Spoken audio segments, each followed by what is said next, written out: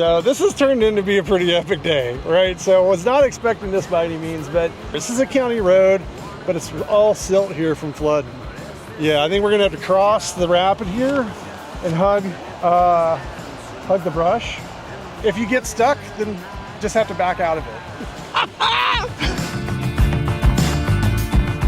It's been 5 years now. I never thought I'd drive the entire route from east to west, and then suddenly it all made sense. In 2015, we left Virginia, and this year we'll end in Utah. Ben, Eric, myself, and a few new faces would join us on the trail this year. The team rendezvoused in Colorado Springs, stuffed our faces, and motored on to Grand Junction. We slept under the stars just outside of town, and then the next morning, we aimed for Ouray. This is Hammer Down. Has it gone for good, or is it coming back around?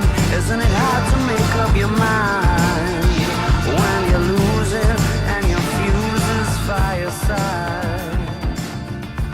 What an amazing day yesterday on some BLM land. We were on track 4733. I've never seen it, documented. I don't think anybody's really been on it in some time, but a lot of adventure yesterday. So we landed here last night at the Step Hideaway. What you can see behind me is basically a ranch, and that's exactly what it is, except for this 80 acres of the Step Hideaway is nestled inside of that ranch. The couple bought this property about 11 years ago to cater to the adventure travel crowd.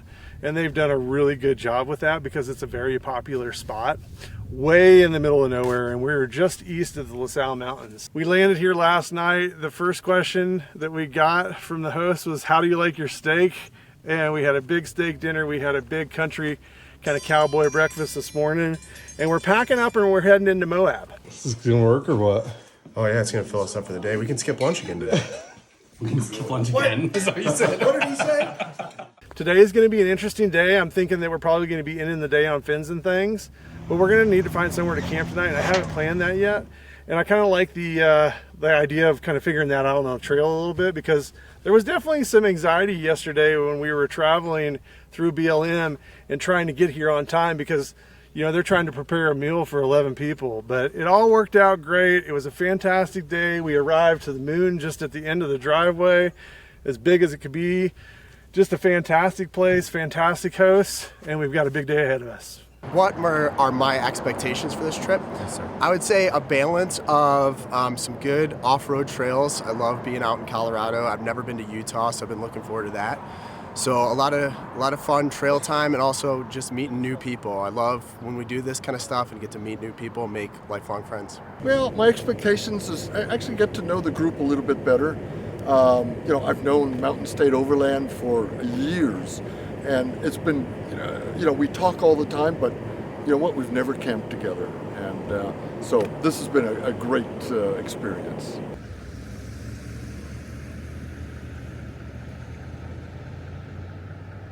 So this is our first stop on day 4. We are finding our way into Moab. This is a LaSalle store. I'm going to go and see what it looks like, because it's pretty cool from the outside. Some old DVDs. Look at that. That is so cool. So right now everyone is taking turn on the pump. Does that sound a little... Anyway, that is what we're doing. Are you excited about today? I am. I can't wait. Nope. I haven't looked at the itinerary, so I have no idea what we're doing. I can't wait to just discover it. Yeah, I think that's where we're all at. There's really no itinerary. I think we were working our way into Moab and finding a camping spot when we reach sundown. I mean, yesterday was epic. Epic. What you pumping 86 on your 86. truck? I've never seen 86. I doubt this is exactly 86. This is the good stuff. 86. I don't even know where you buy 86. It's like 85, 87, 89, 91, 93, but 86 is definitely first. And it's $4.39 a gallon. That's not cheap, is it? No, that's not cheap. Not in West Virginia, Sam. Of course, we're from California. It's probably a little bit more than that. But yeah, filling up, heading to Moab.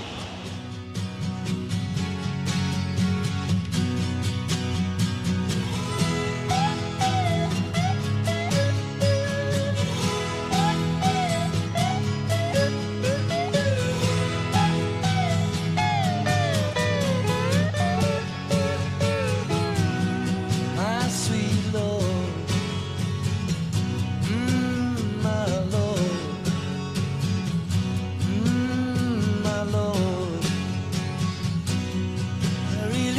wanna see you, really wanna be with you, really wanna see you, Lord, but it takes so long, my Lord, my sweet Lord, my Lord, my Lord. I really wanna know you, really wanna go with you, really wanna show you, Lord, that it won't take long, my sweet Lord. Yeah, my expectations kind of coming up into Utah, they're pretty high because everyone, when they're like, oh, you're into overlanding, have you ever been to Moab? And my answer is always no. So it'll be good to get out there and see if it's all cracked up to what people say. Utah is amazing. My expectations in Utah, you know what? You can never go wrong going to Utah. If you've never been to Mars, you know what? Go to Utah. So we are here at Geyser Pass, and we are headed towards Moab. We're probably going to reach Moab in a couple of hours, not even, I think. And we parked the trucks, and we're having lunch. We're doing a few interviews with the participants, and yeah, we're having a good time. Biggest fear? Probably scratching the wheels on the Grenadier or doing something worse to the Grenadier. Nothing's happened so far. The Grenadier's done really well on this trip. Yeah, I think Sam and I are both impressed by the truck. Super comfortable. It's a nice size. We've got a couple full-size rigs on the trip with us, and it's nice not being the biggest or tallest one, because if the big one can make it through an obstacle, we know that the Grenadier will just sail right through. Yeah, so we're running the Alucab Salinas roof conversion on the Grenadier. It's been really nice so far. So since it's a roof conversion rather than a rooftop tent, it sits really low on the truck, so it keeps the center of gravity a little bit lower. And also just being able to pop the roof and stand up inside is super nice on an extended trip. So if you need to change or use a shower pouch, whatever, it's a convenient space. We're about to run into Fins and Things, the trail that we've been kind of pinpointing. We wanted to do something kind of iconic in Moab before we get out on Lockhart Basin, and this view in front of us is just absolutely breathtaking. We are coming out of Mill Creek Canyon, and don't got too much further until we actually get to Fins and Things. And I mean, set the tone for temperature. We're at 79 degrees, very comfortable. UV index is really high. The sun is very hot, but the ambient temperature outside is just 70 degrees right now, 79 degrees. So we finally reached Moab. We are actually just beginning the trail of Fins and Things, and I'm riding with Steven again, very experienced. So Steven, this is not your first time riding this trail. No. What has been the best experience on this trail, and what has been the worst? I don't think I've had a bad. Oh no, the worst time on this trail was definitely when a couple years ago, 4 years ago, when we got our Mercedes-Benz Unimog, and it was my first time driving it ever. Didn't know what all the levers did, and we were videoing that, and the power steering wasn't working, and just about wore me out. Just about killed me on that trip. That must have been a bit of a workout. Never been so happy to see the end of the trail as that day.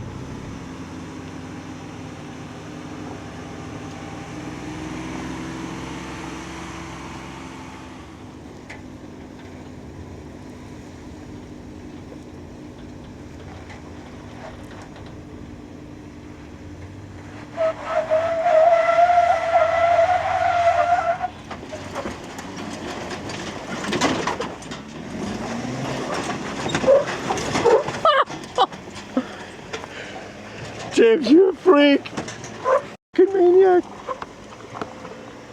How are you feeling, James? I'm feeling fantastic. You're all smiles. Yes, I'm feeling fantastic. You went for it on that last climb.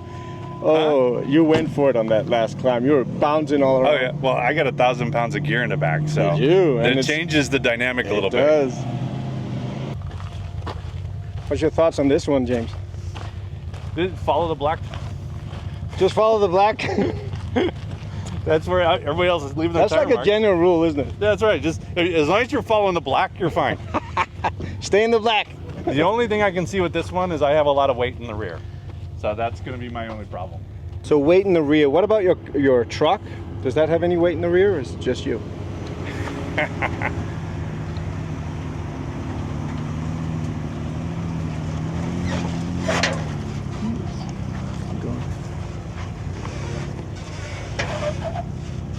We're at this pretty steep climb that James is going to do. He has a lot of weight in the back of his truck, but he decided to do it anyways. So crossing our fingers. It's ready to go.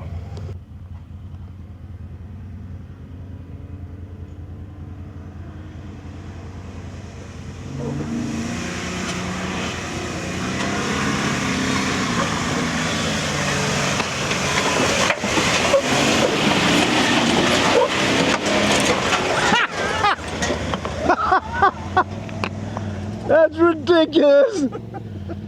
All right, so what's happening? So now we're back to the main road and a campground, and we've now achieved a quarter of the trail, and it's a place where you can bail out if you need to, or if you're just sick of the trail by now. But I can't see over the hood, so I don't know where the line goes. Well, okay, so right now we see the hood and we see the shovel and the jacklift.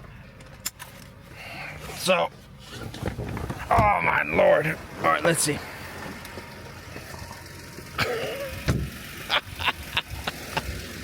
Well, the first section's it's okay, but that last drop?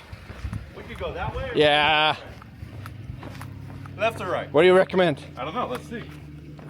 I think actually right is better. Maybe not. Left looks like a little more steep.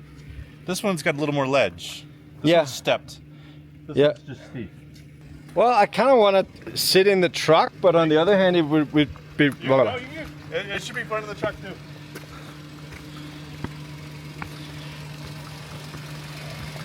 All right.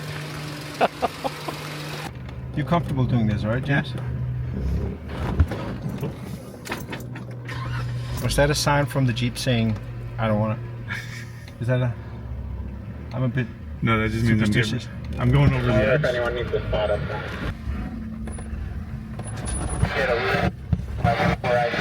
You're going left or right? I'm going left. You're going left, okay. Yep, I'm going steep. Okay, of course. Going steep. Okay. There we go. We're going over. All right, here's the drop. Over. Here's the drop. There you go. We're over. Is that it? That's it. Well, it's actually worth just driving down here.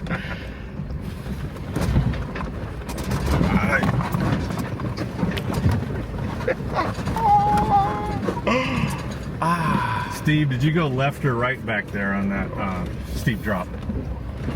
This is not your first rodeo on these trails.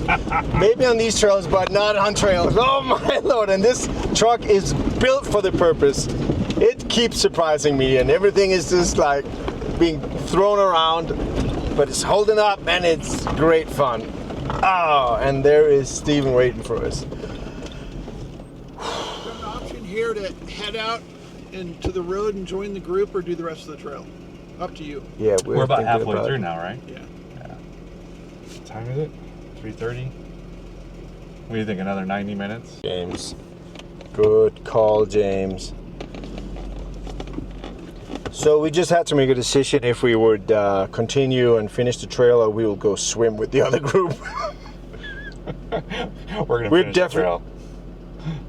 Desert camp is 4.8 miles away. At this current pace right now, the tread says that we will be there in 11 minutes. I bet you Steve is probably already there right now. He's already eaten. He's pitched his tent. Hey Steve, we're going to try to hit that first desert camp right there at the intersection of Chicken Corners and Lockhart Basin.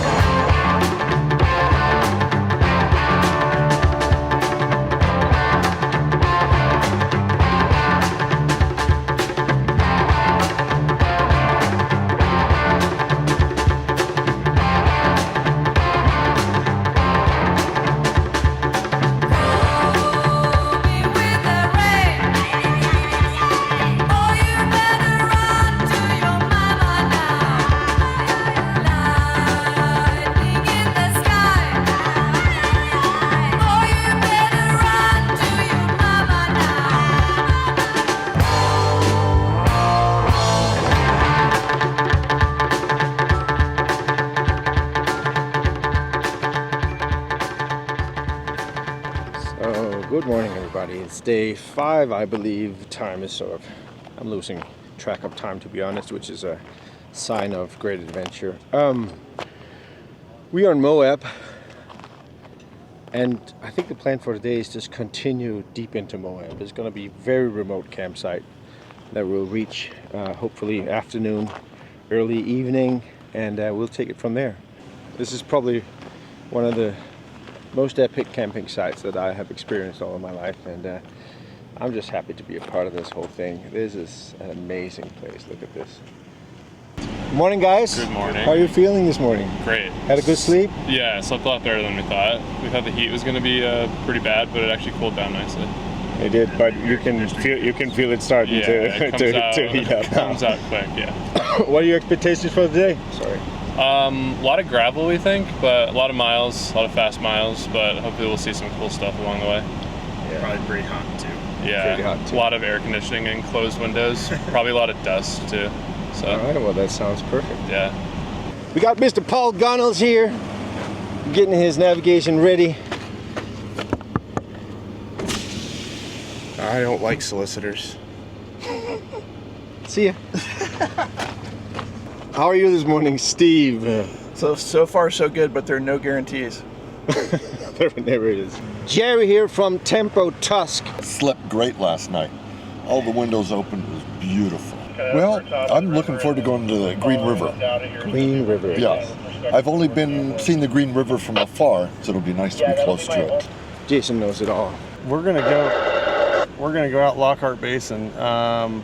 There's a couple obstacles right there at the beginning that are gonna kind of be a challenge to people, but the rest of it I think is gonna be smooth sailing. Had a cup of coffee and then dumped a bunch of footage. So now we're starting fresh today and ready to keep exploring the basin.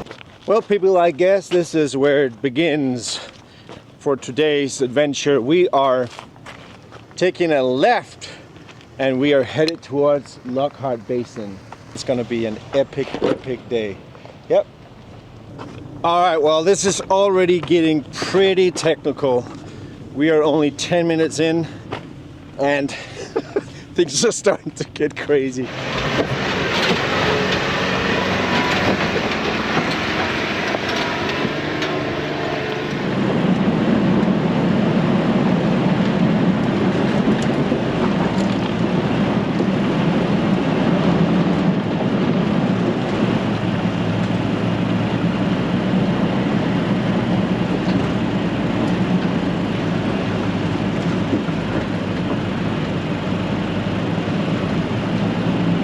Good.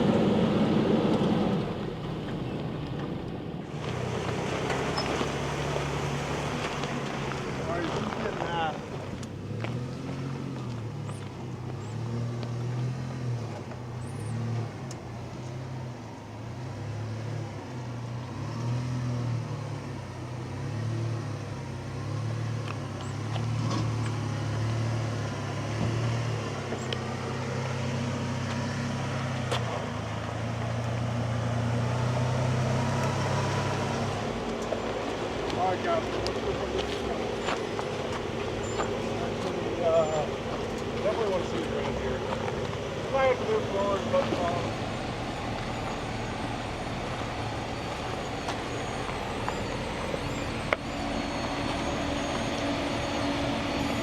I'm going to swing you in and then come back out. So passenger tire is going to be right here.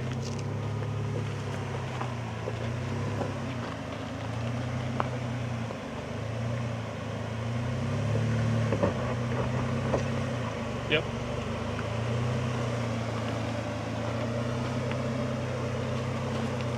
you go. Yeah.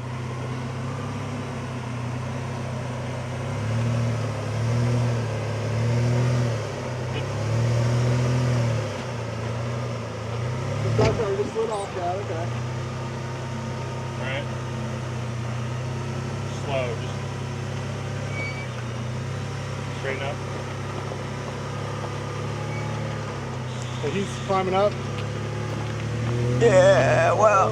Yeah, he's clear. Oh. Right. Fucking great, man. Is the right line a no-go? I just don't want to tip anybody's camper window into it because it's hanging right now. Yeah, you good? Can you see me? Okay, driver.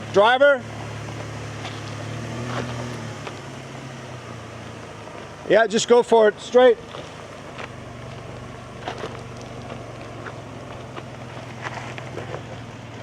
Might want to go a little passenger. A little more passenger. Yep. Straight. Driver. Straight, buddy. We got it.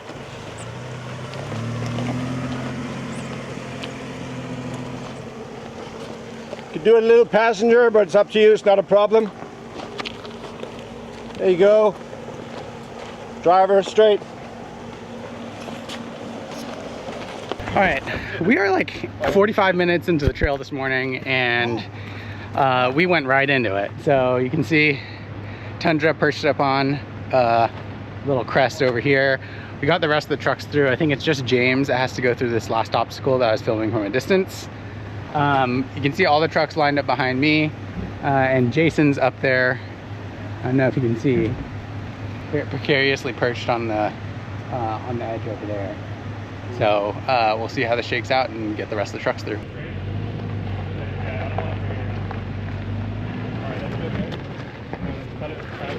Yep. I'm just trying to avoid that step. You got to back down that step. All right. Keep it cut for now. Just move real slow. Real slow. Yep. Keep coming towards me. Real slow. All right, straighten out. You're gonna start dropping on your driver's side, okay? Just straighten it out a little bit. There you go. Yeah, you're down a step. Big off-camber narrow trail up there, so we're gonna see what John. Yeah. See what he thinks up there. Oh yeah. The only thing I think we could do is we could bridge this wash, and we could set up a winch anchor and winch everybody up. If there's really nothing obstacle-wise beyond this. If it gets even more gnarly, then we're gonna call it and turn around. Yeah. But we still gotta look at this and see what we do. Yeah, this is option B. What do you feel like?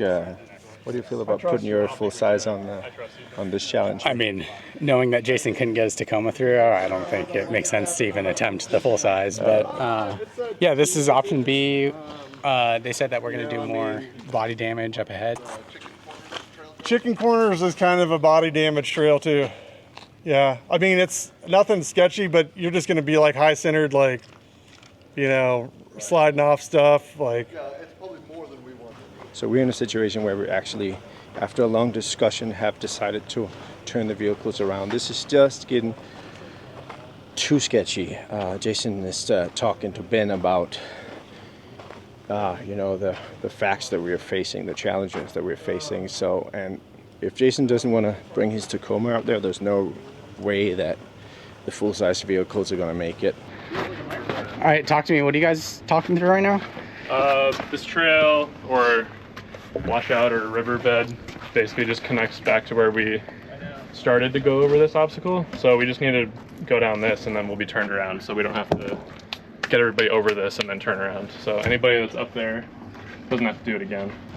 Yeah, this was pretty intense. We thought about it long and hard. I think we're making the right call, though, for sure. A little bit more. Okay, stop. Yeah, okay, really slow. Okay, you're coming down. Okay, now start cutting passenger a little bit. Yep, perfect, right there. Straighten out, straighten out. Go a little driver. How are those rear tire lining up on those rocks? You're alright. You're fine. It's this side, it's the far side that I'm worried about. Yeah, he's coming right down on there. Yeah, you're good. Okay, go a little passenger. Just watch your rock on the driver's side. All right, so looking at the Garmin tread here, we camped at Cliff Camp, or right around Cliff Camp. We're essentially losing all of this, right? So if I zoom out a little bit, we're losing this whole entire loop. Knowing that it's already almost 10:30 or 11 o'clock,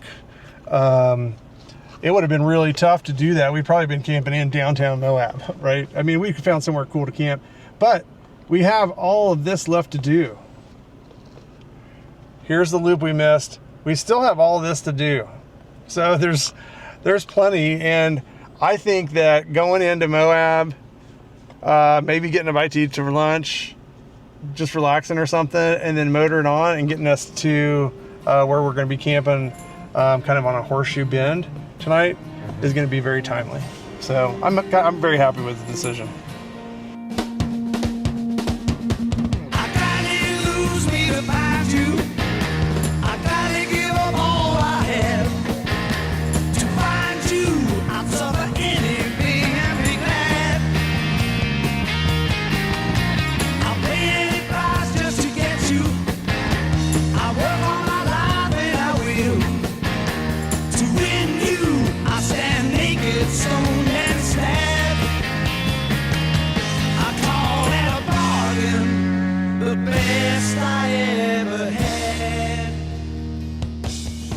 So you are which one? I'm this guy. I usually have the Midland radio in my hand.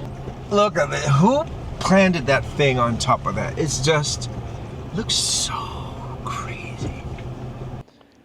Woo! Yep, so when I was looking for something on the trail. A lot of the cool things I saw were kind of like a 20-minute, 40-minute detour. So I wanted something on the trail. And I found some petroglyphs. I don't think I've ever seen them in person before, so I really wanted to see them. Turns out this is the only known petroglyph of a woman giving birth to a child. Yeah, so that's the birth, that one right there, it says, with that thing going between her legs. What are these, like centipedes. Centipedes. Centipedes, human feet, anthropomorphic figures, and more. Part of the drawings are on all four sides of this large rock, like right on this cliff edge here in Utah. They say it's somewhere 8,000 BC to 1,000 BC. Interesting. So we're gonna go around this side and check it out some more. Let's see what else we got. There's also human feet, some centipedes, people, some stupid human graffiti. Oh, this is pretty wild right here. It's like a snake or something. Take some photos. I don't know what the centipedes are all about. Did you see what the centipedes are all about? No, they didn't say what they were about. Yeah, this is some sort of spiritual, like, being. Mm-hmm. Or it could be the chief. You know, it could be the chief overseeing the birth, maybe, or something. I don't know. The Sherman. It's so crazy. Like this has to tell a story over here. I mean, I'm sure. It's a roadside stop, you know, like Paul probably said, but it's not every day that you get to look at handwriting from, would you say 8,000 BC? Yeah. Are they trying to depict an event? Are they trying to leave a message for somebody? Could it be read and interpreted, you know, later down the road? Or is it art? Like, what is it? I mean, it can be so many different things, and it raises all these questions. But what really always intrigues my mind is that being the first ones out here. Yeah. Being the first ones out here and totally being in contact with nature and the elements, and then, oh man, maybe this person was tripping. I mean, maybe it was the graffiti of the time. Yeah. Like we would like smoke a joint and go out and paint a fucking train car or something. I guess there's those cacti out here that you could. Yeah. Oh, you could trip, and then imagine what else is around that we haven't found yet. I know, right? That is like high on those sides that Oh. someone wanted to climb up and Yeah, tell that absolutely. story. I've never been in a Grenadier, especially not with sand. So, oh, I like the sound of that door. It's like a bank vault. It's like a chunk. Yeah, I mean, they make these in an old G-Wagon factory in France, I believe, so it's kind of like a G-Wagon. Oh, although it's going to yell at you until you put your seatbelt on. Sure, but it had a had like a Volvo, an old Volvo kind of sound of a thick, safe. Yeah, it's a nice thud. That's really nice.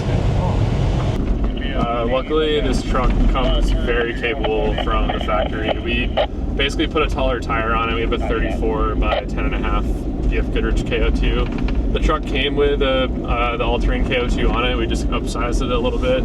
It's got braid wheels, which are, I believe, made in Spain. So we import braid wheels for this truck. Okay, four-wheel drive as well. So it's basically like a rally grade wheel, very high strength, super light wheel that we fitted to this truck. And we did some Ibot coils and a set of Coney shocks that John and I have really been putting through their paces, both low speed, kind of rock crawling, and some high speed gravel like we're on now. And then the big piece was the Alucab Salinas roof conversion, which this is basically the first one in the country that we tested it on here, and luckily it went well. And we've got some other GP Factor components on here. We've got a GP Factor winch kit, which you can option this truck with a winch from the factory. I believe it's from a company called Red Winch out of the UK. It comes with 35 feet of cable, factory installed, but GP Factor made the kit with a custom come-up winch that's a custom width drum to fit between the frame horns, and it's basically double the amount of winch rope. So you've got about 65 feet of winch rope. I believe. I need to definitely double check that, but I believe it's 65 feet of winch cable, so you get more rope for a little bit less cost than you would if you optioned it from the factory. So. Yeah, I mean, again, luckily not a lot of stuff has been done to this truck to make it very capable and comfortable for this trip. A tall, handsome stranger rode into town with fire in his eyes burning red as sundown. His boots were all dusty, his coat open wide. 6 ways of dying hung low on the side. He went in the town hall asking for me. They told him that I was still town deputy. I sent him to prison to pay for his crime. He killed a guard on the Santa Fe line. He spread word around town that my time had come. My notch was already carved on his gun. He's laughing and bragging and having his fun. It's all a show, for he knows I won't run. That night in silence the town was asleep. I sat by my window and looked down the street. I wished in my heart that he'd just ride away. I hated to face him at sunup that day. I met him at sunup, the crowd gathered round, waiting and watching for one to go down. He grabbed for his 6-gun, trying his best. He cursed as my bullet went deep in his chest. He stood there a moment and looked all around. Slowly and lifeless he fell to the ground. This stranger's my brother, born an outlaw. He must have forgotten I taught him to draw. The whole town was waiting and I was alone. The blood that I spilled was just like my own. When she hears this story, how mother will cry. Brother gets brother and one had to die, to die, to die. So after many hours on the road, we just arrived at our campsite. I thought day 1, or was it day 2, had a beautiful campsite. And I thought day 3 had a beautiful campsite. I thought yesterday had a oh, there's even a lake or a river. My God. The magnitude and beauty of this is just unbelievable. I have never in my life seen anything like this.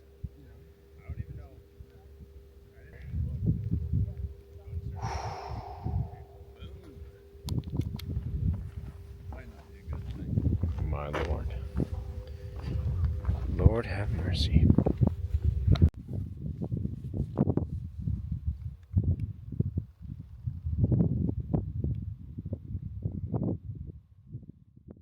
We're going to make popcorn on the Scottle. I'm really excited about Jerry being here with us. He's been here with us on the whole trip. We had a great time. Yeah. Too much fun. So yeah, we're going to make some popcorn. Tell us how we do this. Okay, popcorn's real easy.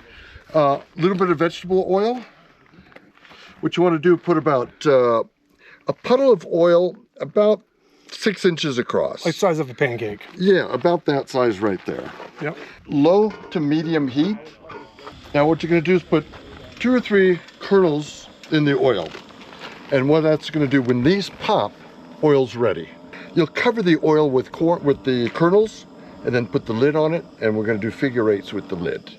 Nice. And then within about 2 or 3 minutes, they're going to start popping, and then they go crazy. So you don't want to pour the whole bag in there. No. You can't really control. No, because it'll be too much popcorn. Yeah. Literally, just the 6-inch layer of popcorn, across, will fill the pan. And so, all right, we'll give that a minute or so, and then we'll go from there. Awesome, looking forward to it. I think we're about 50 odd miles out of Moab, near Green River City, and this is all natural. I mean, this is so beautiful. There's nobody here, and we've got this epic storm coming behind us. One important thing to note when you're cooking with oil on a Scottle is don't throw water on it, right? Yes. So we're gonna get this popcorn cooked up before the storm gets here. I think we got time.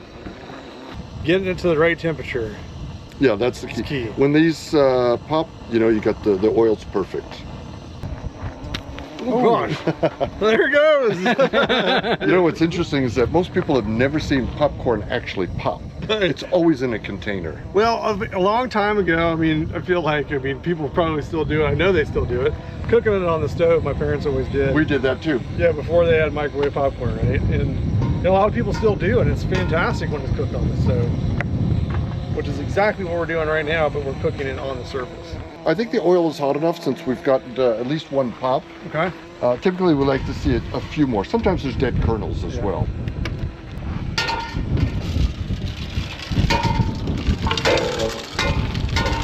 I think that storm's coming in. We're getting the wind from it. Yeah, we're getting that okay. Figure 8s. The reason for the figure 8s, or just moving the lid, is just to move the popcorn. And it'll take about a minute to 2 minutes for them to start popping. All right, I'm starting to hear some pops. Oh, there's another one. So do you continually do it? Now we'll start doing it. It needs to have a few more pops. Okay.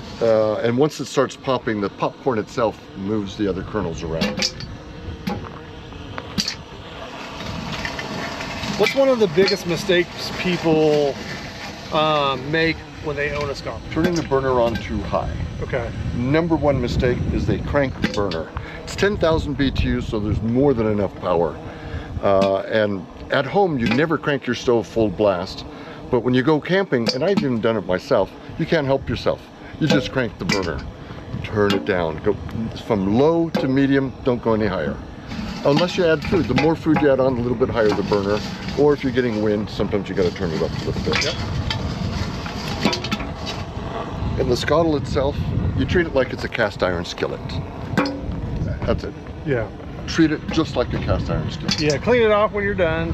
What I like to do, and you can tell me if this is wrong or not, if I've cooked something that might be a little bit messy, I'll pour some water in there, just a little bit, get it to a boil, and I'll actually use that hot water to clean some of my dishes off and boil some of my dishes off. And then I'll wipe that surface really clean, and then I'll get it hot again, and then I'll put oil on it, and then let that soak into the metal. That's a great way to do it. I do almost the same thing. Yeah. Oftentimes the grunge that sticks to the bottom is sugar. Yeah. Sometimes you don't even know that sugar's in the food, and but that's what sticks. So you put the water, bring it up to boil, bring your spatula, and just scrape out that, once you get the boil, the sugar melts. Yep. You just scrape it out of the bottom, wipe it out, put a little bit of oil, done.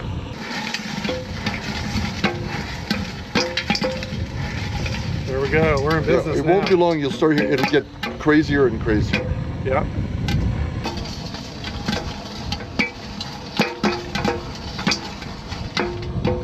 Here, let's look just for fun. We'll just peek. Did you see it? As we've been cooking with Jerry, we've got this happening in the background, and you know, over here more towards the west of us is a pretty heavy storm, and then over here you can kind of see sheets of rain falling, and as Jerry was talking, there was lightning bolts striking in the distance. So pretty epic backdrop. I'm gonna turn down the burner a little bit. Yeah, it is quite a fun camp trick, like Yeah. with kids and dogs and. Oh, wow. yes! Look at that. Look at that! Still popping. Oh my gosh! And so that's hot popcorn ready to go. Now you could put butter on it, you could put salt, put whatever seasoning you want on it. And all right, guys, popcorn. Perfect. Oh my God! I know it's still popping. It's still popping. It's sending it all over the place. So this is Scotto popcorn with Jerry from Thibaut Tusk. Super easy to do. The popcorn is going everywhere. I got it. Thank you. This is crazy. We are in one epic camping location on the rim of the Green River here right now, and this is what's happening behind us. There's the rain.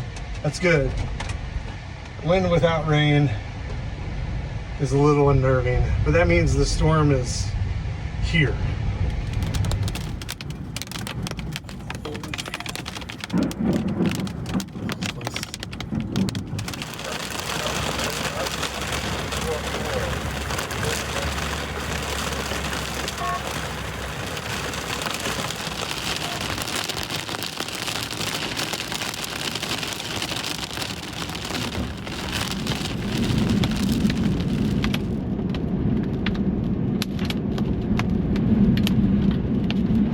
What just happened?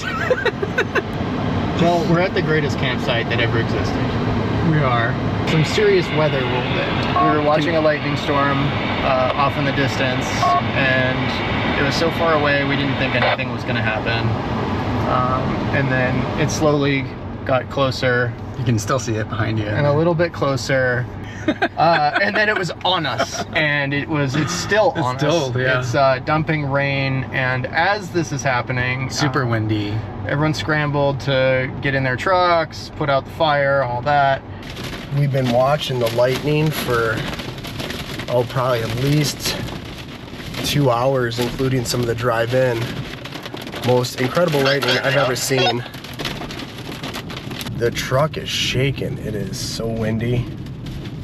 The National Weather Service a special weather statement that a strong thunderstorm will impact our area with wind gusts up to 50 miles an hour and penny-sized hail. Long and short of it is, seek cover. We got in our trucks, we're waiting out the storm, but it's an awesome show while also causing a last-minute scramble. Jerry's checking out his stuff. This is by far a first for me. I've been in some bad weather, but this takes the cake for sure. Yeah, 9:15 was the worst of it. That was at 9:15. It's now 9:18. And our little location marker there is right at the bottom of the yellow. You're right at the tip of it. And it looks like it should be passed in about the next 10 minutes, if that. Okay, need to turn some lights on because earlier I said I wasn't sure what was going on in Jason's camper. I need more lights. It appears they're making a music video. I don't know if you'll be able to see this, but let's see. Still some lightning. I don't really hear any thunder, but man, the storm is all around us. This is crazy. I'm gonna go check on my tent though. Oh yeah, a little wet. Not actually too bad. There we go. So, yeah, a little wet right here. Not bad. But the good news, we have sheet on it to protect it in case something like this happens. We'll let it air dry a little bit. Zip this up a tad, since that seems to be most where it's coming from. But yeah, not too. Could have been a lot worse, let me tell you. Trying to figure out what was going on over there. I saw a lot of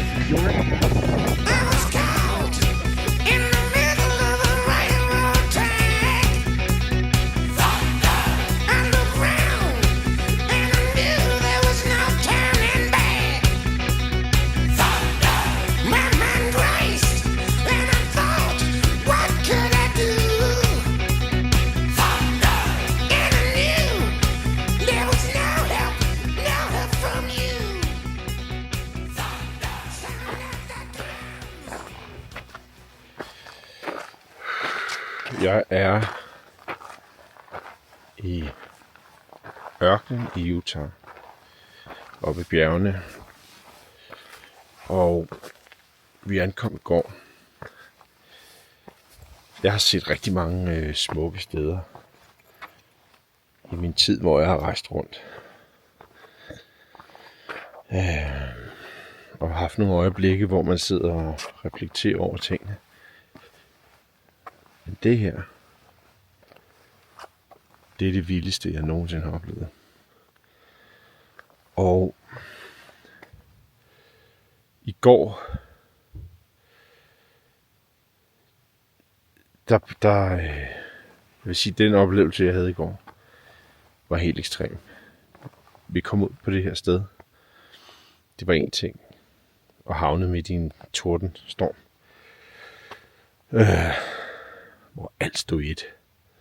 Og jeg faktisk på et tidspunkt tænkte,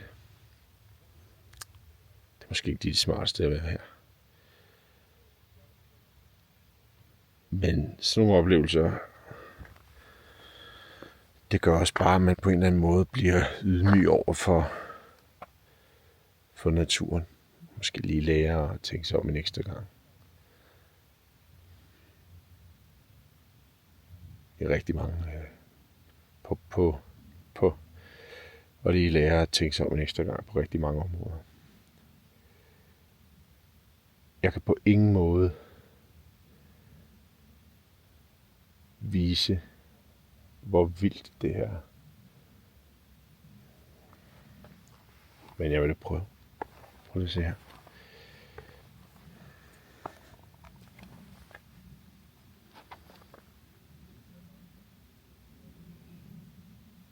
Det er helt vildt.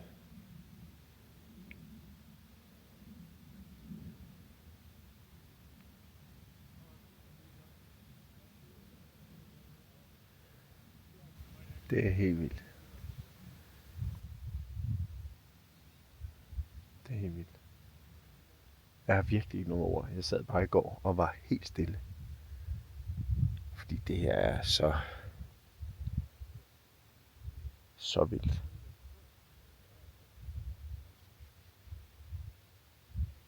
Det er så vildt. Jeg kan ikke være med at tænke på de allerførste, der var her. The natives, indianerne, som vi kalder dem. Det liv, de har haft, indtil det så blev ødelagt af hvid mand på hest. I går, da det lynede og tordnede, så tænkte man også bare, okay, hvis man ikke vidste bedre om, at vi har en vejrudsigter, der forklarer nogle fænomener, hvad lyn og torden er og sådan noget, men det havde man jo ikke. Så det er jo så vildt. Altså, jeg var lige ved, selvom alt den fakta, jeg ved omkring vejr og fænomener og sådan noget, så tænkte jeg, okay, det er jo totalt overjordisk det her. Det er jo Gud, der på en eller anden måde. Det er mor jord, der spiller med musklerne, ikke? Hold kæft, hvor var det vildt. Det var sådan en spirituel oplevelse nærmest, man tænkte. Og jeg kan da godt forestille mig, at dengang man så tænkte, hold kæft. Guderne er vrede, eller vil fortælle os noget, ikke? Når de kaster med lyn og torden. Det var helt vildt. Vi kunne lære så sindssygt meget af at være i kontakt med den natur. Lidt mere end vi er. Sidder og glor på vores skærme. Jeg gør virkelig, hvad jeg kan med min egen familie. Men altså, vi lever i en moderne verden, hvor det er så integreret, at man skal sidde og glo på det der. Alt er igennem en skærm, ikke? Du skal betale en regning, hvis du skal se en film, og alt er igennem. Det er lort. Så for helvede, mand. Hvor er det vigtigt, at man kommer ud og giver, og hvad var det? Listen. Sine børn, sig selv og sin hustru og sin familie. Nogle kæmpe oplevelser. Det behøver ikke være så episk som det her. Men man skal gøre, hvad man kan. Jeg føler, man er i virkelig dårlig form, men vi er altså rimelig højt op i elevation her. Så man bliver lidt stak under lidt hurtigt, men sådan det ændrer sig over næste stykke tid. So good morning, everybody. This is Casper with Mountain State Overland. We are on day, is it 5 or 6? I'm not counting. But for me, this is my last day is tomorrow. So we're gonna motor all day. Get us close to Colorado, Denver. So we're just gonna go and do a long haul all day to get us as close to Denver, Colorado as possible, so me and Ben can be on a plane tomorrow. I'm humbled by everything I have seen on this trip. The people I'm with, best of the bunch. Oh my lord, they're just good company, helpful, nice people. New friendships has been tied, and yeah, this is not my last time.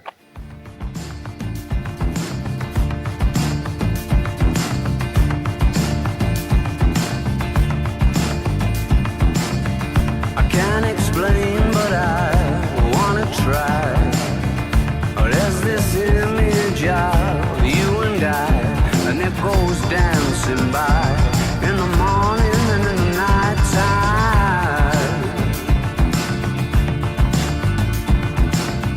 There's all these secrets that I can't keep. Like in my heart there's that hotel suite, and you lived there so long. It's kinda strange now you're gone. I'm not sure if I should show you what I found. Has it gone for good, or is it coming back around? Isn't it hard to make up your mind when you lose it and you feel What an adventure. What an amazing journey. We're just ending our time on the trails, and the rest of this trip will be on pavement. So people are airing up their tires. I have to go home now and consume what I've just experienced for the last 7 days. It has been one of my top 3 trips of my life, and I'm just so happy. And for me, as a non-American, this is the perfect way to experience this amazing country and these amazing people. It is just, yeah.